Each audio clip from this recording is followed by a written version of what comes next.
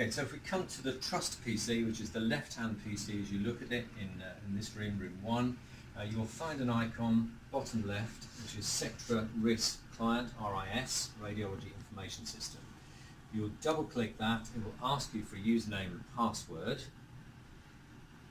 and then once you're into the system, it will look something like this. On the left-hand side of the screen, you will see that there are 3 main menu items under SLG Centre: X-rays booked in, requested orders, and X-rays completed today. Having just made an X-ray request on the clinic, you'll be interested to click the requested orders and find your patient on the list. You can expand each one of these boxes simply by using the cursor there. Find your patient, in this case Paddington Bear, highlight it, and then on the other side of the screen we're now going to book this patient into the room, or walk it in as we say, using the little pencil icon at the top of the screen. I'm going to click that, and that allows us to edit this side. Click the walk-in button to say that we're going to do it in this room, and then click Save. It will then ask us which X-ray room we're going to book this patient in. In this case it's room 1, but we could equally select room 2, which is next door, and click OK. Book in patient, yes. Okay. Now if we go to the booked in menu item on the list, we'll now see that our patient has been booked in and is on the list ready to X-ray. Okay, having booked our patient into the room, we now need to find them on the list by going to Dental X-ray Booked In, highlighting that menu icon there. And you'll see that the patient's name will now come up on the list of patients that have been booked in for X-ray. We select the patient that we're about to perform the X-ray on, highlighting the name across the line there, and on the right hand side of the screen you should have a Start/Stop button. If you don't see that, press F4 and that will come up on the right hand side of the screen. You would then click the Start button here, and when you click the Start button you get a little box that comes up and it asks you for the name of the performing radiographer. Into here you need to put your tutor's name, so in this case we'll put Dr. Friel. I hope I spell it correctly. Add, and the name will come up on the list there. Click OK, and you will see now that the examination has been started. Dr. Friel's name is against this examination, so he is the operator under IRMA, and we're now ready to perform the X-ray. So now we would move to the right hand side of the 2 screens, which is the image acquisition computer, and if when you come to this the software isn't running, you would click this blue icon here marked Trophy DICOM. Simply double click that and it will start the image acquisition program. It will now bring up a list of patients that have been booked in. Now we don't see our patient on there, so we can click the little magnifying glass in the top right to refresh the list, and there we have the patient, the one that we want to X-ray. Obviously if there were more patients it would come up on the list and you would select the one you want, and again simply double click on your patient. To wait a little while it comes up, and it will then bring you to the image acquisition window. Okay, so with our image acquisition window opened, there will normally be 3 icons up here, one for the Panoramic, there's another one for a lateral cleft which we wouldn't use over here at the Gutman, and then the third one, which we're interested because we're going to do an intraoral, is the one that looks allegedly like a phosphor plate and has the symbol CR on it, which stands for Computed Radiography. If we now double click that icon, and it will take you into the interface which allows you to scan your phosphor plates. On the right hand side you will see a helpful little video that just reminds you how to put the plates through the scanner. We're all set up now, so we can actually take our X-ray using a pre-prepared phosphor plate and then we'll go through the processing. Okay, so now we're ready to take our X-ray. Obviously we would prepare all the holders and phosphor plates, and then just prior to taking the X-ray, remember to call your tutor to come and check everything. Sometimes there may be a qualified radiographer on site who can act as the tutor in this particular case. We're ready now to expose the X-ray. So here is the control panel for the intraoral unit. There are three main buttons in the middle. The first one on the left allows you to select your patient's size. So we have child, standard adult and large adult. So we'll select, in this case, standard adult. The central one selects kilovoltage. We should always have that set to 70. And then on the right hand side, this would allow you to select between film and digital. We're always using digital, so always make sure that that is set to digital in the middle. And then it's a straightforward matter of selecting the appropriate region. So in this case we will say lower molar, making sure the light is here, and that will change the time in the window at the top. Okay, so just a reminder that in this room you need to make sure that you have the appropriate equipment selected. So if we're doing an intraoral, we have this button here on the main power panel selected to intraoral. If you have it selected to panoramic and you try to make an exposure using the intraoral button over here, nothing will happen. So make sure you've got it set to intraoral, and we're now ready to make our exposure using the exposure button, which is this big yellow one over here with a picture of a camera on it. So I'm going to press that now. We should hear an audible signal. To process our fossil plate, come over to the scanner. First of all, check that you've got the correct patient name on the screen. Obviously, if you haven't, you would need to go back to the software and reselect the correct patient. So make sure that's correct. The second thing to be wary of, you have to have the correct template in the scanner here for the film size that you're using. So in this case, we've got a size 4, but we're using a size 2. So I need to change that template. Simple matter of pulling it out using the tab at the bottom. Find the correct one, and this one is sizes 1, 2 and 3. So we'll slot that in. And we now need to confirm to the machine on the screen here which one we've put in. So this one, in this case 1, 2 and 3 is this one. Select the button here, confirm it, and now we're ready to proceed. And we'll show this little active icon on the right here, on the left there. Okay, so once we're ready to put the film in, holding the packet like this, don't forget to clean it with a wipe before doing this. Simply undo the packet by tearing off the strip. Get it ready to push through, and then making sure that the sensitive side of the plate is facing to the left. Hold it into the machine and simply just push it in, and the plate will disappear. Now don't walk away at this point, because the plate is about to come out again and you need to be ready to catch it, because sometimes it will end up on the floor.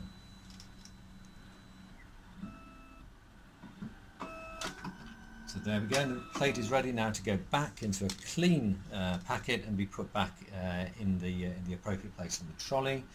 Don't forget, when you're putting these films through, particularly if there's bright light behind you, to protect it from light at all times. So don't, when you're taking it out of the packet, don't pull it right out and push it through, because it will become fogged. Just simply open the edge, and then as you're pushing it through, just ease it through with your fingers. Okay, so when you scan the image in, it will come up onto the screen here. If you've scanned in more than one fossil plate, you'll have a number of images. In this case, you'd have 2, 3, 4. It will allow you to scan in as many as you've done. You select, using the icons on the left, the image that you're interested in.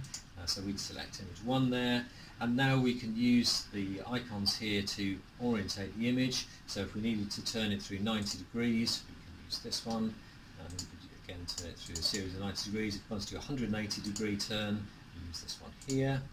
Now if you have inadvertently placed the film in the mouth the wrong way round and you realise that, it is possible to flip the image using this one here, but be very careful, and if an image is flipped, this must be recorded on the wrist system so that we know that that image has been correctly orientated. So that's this icon here. We'll flip it left to right. Okay, so if you realise that you've done a bite wing, it's a right bite wing and it appears as a left because you put the film in the wrong way around, you can flip it here, but it must be marked on the wrist system that you've done that. Once you've completed orientating all of your images in the correct orientation, if you then use the cross here to exit from this part of the software, it will then take you back to the previous screen and it will drop all of your images in here ready to save.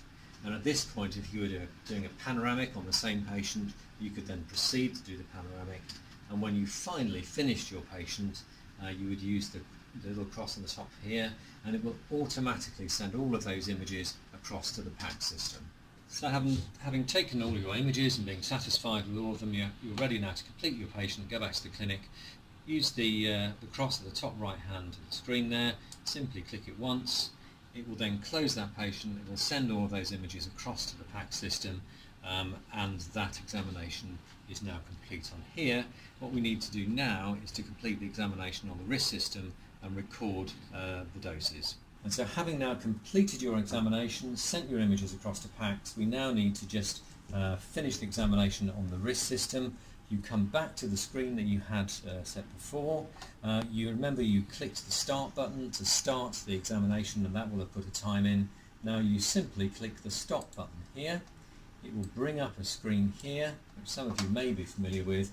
It's going to ask you things like the number of exposures, the exposure times, and the surface dose product in milligray. Now, some of you may have noticed that when we took the X-ray exposure, which is the exposure of 0.09 seconds, momentarily after the X-ray exposure, it came up with a number here, a different number in milligray, which was the actual dose area product that had been delivered. Now, that will come up for a few seconds and then it will go back to the time. However, what you can do is to press the button once in the middle here. It will re-display that for you, so you can take a note of that. So each exposure you need to record the dose. If you didn't, just press it again. It will of course only bring back the very last exposure that you did. So for each exposure you just need to note down the dose, and at the end total that up, and the dose is recorded in milligray, and then you can enter it onto the wrist system. Okay, so simply here we're going to put one exposure, because that's all that we did, and you'll remember it was 0.77, and remember to select the correct units here, milligray per centimetre squared, and now we're ready to complete the examination down here. Having clicked OK, we've now completed that examination. If you then, having selected this to X-ray booked in, refresh the screen, you'll see that your patient will then disappear from the list of patients that still need to be X-rayed. Okay, so now we'll just go through setting up for a panoramic. All of the same processes for booking in your patient and making sure the patient appears on the list on the X-ray acquisition system. So we find our patient here, we double click, and that will take us in to the same screen that we saw before. But you'll notice now that we have three icons at the top here. This one for panoramic, if you hover over it, it says new panoramic image. The next one is for KEF, which we don't use over here at Gutman, and then the other one which we just went through, which is for intraoral with the fossa plates. So we're now going to click on the panoramic icon, and as we do that, it's going to bring us into a soft control panel. Here we are. Okay, we notice that the patient's name comes up in the bottom here, so we'll double check that, make sure we've selected the correct patient. And we have one button up here which can be moved to three different positions. We're going to look at the patient one first, so we click onto that, and this allows us to select whether it's a child patient or an adult patient, and that does a couple of things. It sets a slightly different focal trough, and it also changes the X-ray exposure here. And then within that we can choose either small, medium or large person. So obviously we're doing a small child, we set it to child and small. If we're doing a medium adult, we set it to adult and medium. Okay, so having now done that, we would then switch it back to program at the top there, and this will allow us to select whether we're doing a full panoramic or maybe just a sectional. Okay, so here we can select whether we're doing a full or a left or right sided panoramic. You've got two diagrams, the one on the right here which either shows white in the area that you're exposing, or the better one to look at is the one down on the bottom left there, which is much more clear, and all of those areas that are black at the moment are going to be exposed. If I click on the white diagram here, I can deselect areas that I don't want to expose. So for example there, I'm just doing this side, or alternatively, obviously I can select the other side. Now one thing to be wary of on this particular machine is that the anatomical diagram here is not set up for patients left and right, which is rather stupid.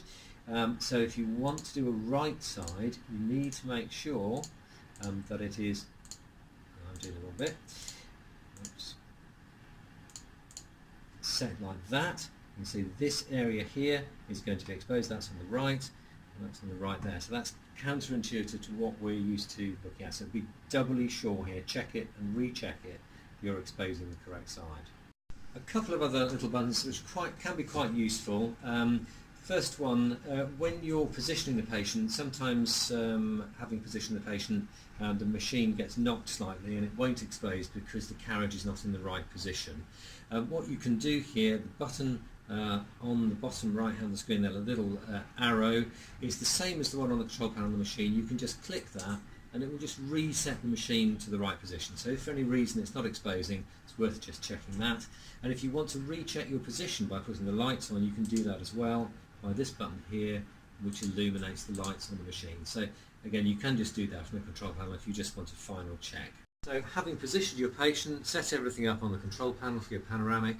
Final check, make sure that this switch is switched to panoramic. If it's not, if it's switched to intraoral, when you press the panoramic exposure switch, absolutely nothing will happen, and then you'll panic and wonder what you've done. So make sure that you've switched it over to OPT KEF. This is the exposure switch for the panoramic. This is the one here for the intraoral, so make sure you selected the right one, and exactly the same as any other unit, press down and it will initiate the exposure. You can see now that it's exposing the right side, and there we are, it's complete.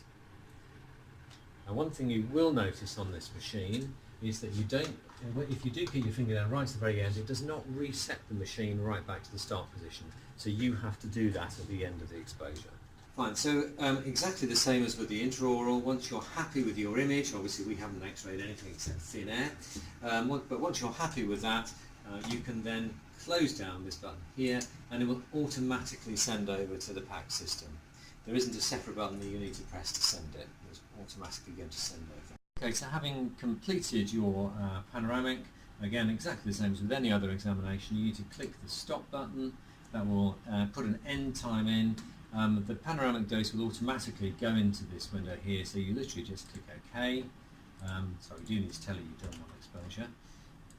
Click OK, and that does two things. It completes your examination, so everyone knows that it's finished, and then when you refresh your booked in list, it takes the patient's name off there, so that people know that that x-ray has been done, and there's no need to call the patient back in again. Just one other thing that might be useful, having completed your x-ray, you may just want to nip back in and have a look at those images quickly whilst you're still in the room.